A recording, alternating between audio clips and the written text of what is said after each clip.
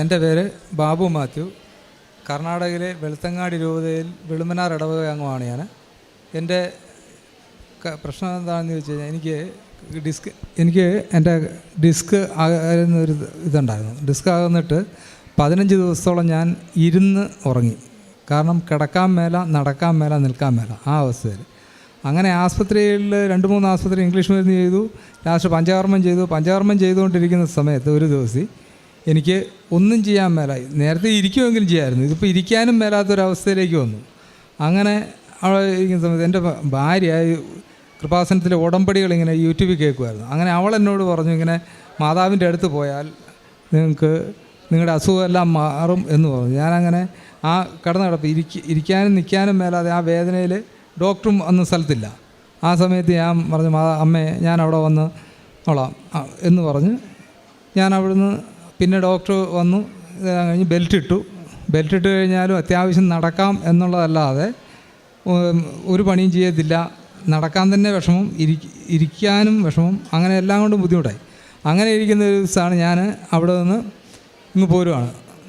ഇവിടേക്ക് പോരാൻ വേണ്ടിയിട്ട് ഒരുത്തൻ എന്നെ വണ്ടിയെ കൊണ്ട് കയറ്റി. വണ്ടിയെ കയറാൻ നേരത്ത് ഞാൻ ആ ബെൽറ്റ് ഊരിയിട്ട് ആ വണ്ടിയെ തന്നെ ഇട്ട് കൊടുത്തു.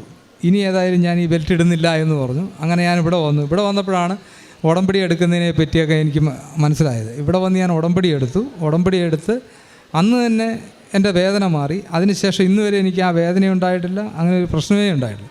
പിന്നെ എൻ്റെ രണ്ടാമത്തെ മകന് കുറച്ച് ദുശ്ശീലങ്ങളുണ്ടായിരുന്നു. ആ ദുശ്ശീലങ്ങളെല്ലാം മാതാവിനോട് ഞാൻ നിയോഗം വെച്ച ഇതിൽ മാറിക്കിട്ടി.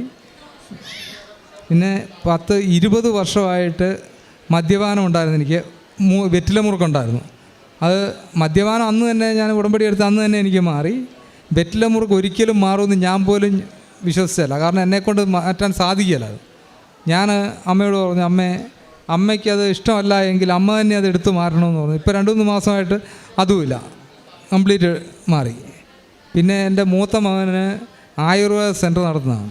അതിൽ 5-8 സെൻറ്റർ അവനുള്ളതിൽ ഒരു സെൻറ്ററിൻ്റെ 10 വർഷമായിട്ട് നടത്തിക്കൊണ്ടിരിക്കുന്നത്. അതിൻ്റെ ലൈസൻസ് കിട്ടിയാലെന്ന് പറഞ്ഞാൽ അവർ വലിയ ടീമാണ്. അപ്പോൾ അവർ ആ ഹോട്ടലിൻ്റെ ടാക്സ് പോലും കെട്ടാത്തതിൻ്റെ പേരിൽ ആരാണ്ട് പരാതി കൊടുത്തു. ഇവൻ്റെ പേര് പരാതി കൊടുത്തു. രണ്ടാമത്തെ മോൻ്റെ കൊച്ചിൻ്റെ മാമോദീസയുടെ തലേദിവസമാണ് ഇവന് ഇങ്ങനെ വിവരം അറിയുന്നത്, വേഗം ചെല്ലണമെന്ന്. ഇവന് പോകാതിരിക്കാനും അല്ലാത്തൊരവസ്ഥയിൽ. അപ്പം ഞാൻ പറഞ്ഞു, നീ ധൈര്യമായിട്ട് പോയിക്കോ. ഇവൻ്റെ അടുത്ത് ഞാൻ നേർച്ചൂപ്പ് കൊടുത്തു വിട്ടു.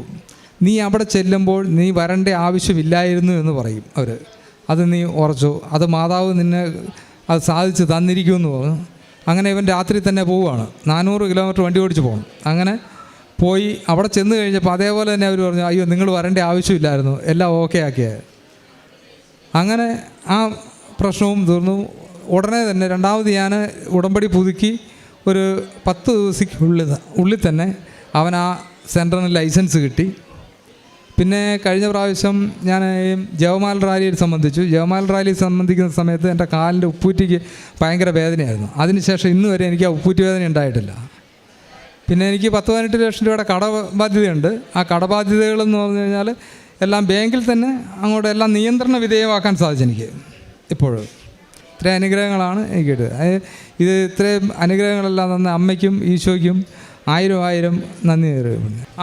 കാരുണ്യ പ്രവർത്തികൾ ഞാൻ ചെയ്യുന്നതെന്ന് പറഞ്ഞാൽ മകൻ്റെ സെൻറ്ററിൽ അവിടെ ആ ഭാഗത്ത് അനാഥാലയത്തിൽ ഭക്ഷണം കൊടുക്കാറുണ്ട്. പിന്നെ ഞങ്ങളുടെ ഇടവപ്പള്ളികളിൽ വിശേഷ ദിവസങ്ങളിലൊക്കെ ഓരോ വെള്ളിയാഴ്ചയും ഒക്കെ ഭക്ഷണം കൊടുക്കാറുണ്ട്.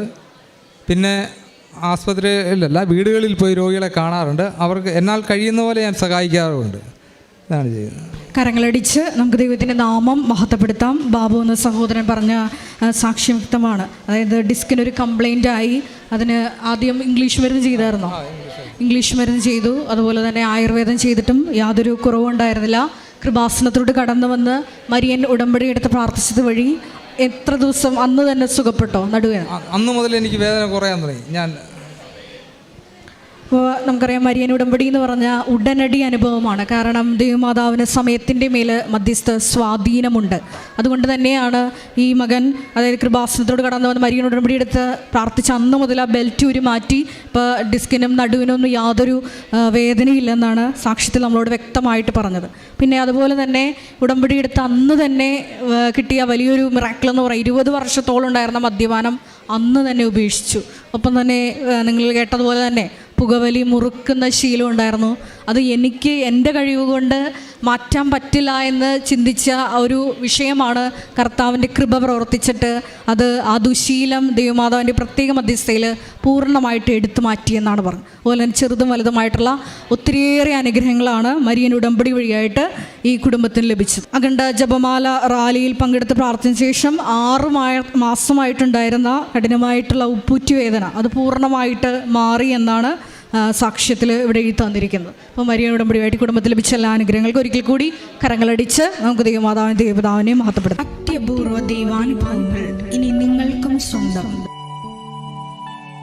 ഈ യൂട്യൂബ് ചാനൽ ഇതുവരെ സബ്സ്ക്രൈബ് ചെയ്തിട്ടില്ലെങ്കിൽ ഇപ്പോൾ തന്നെ സബ്സ്ക്രൈബ് ചെയ്യുക. ഈ വീഡിയോ ഇപ്പോൾ തന്നെ നിങ്ങളുടെ സുഹൃത്തുക്കൾക്ക് ഷെയർ ചെയ്തുകൊണ്ട് കർത്താവിൻ്റെ പ്രേക്ഷിതരാകുക.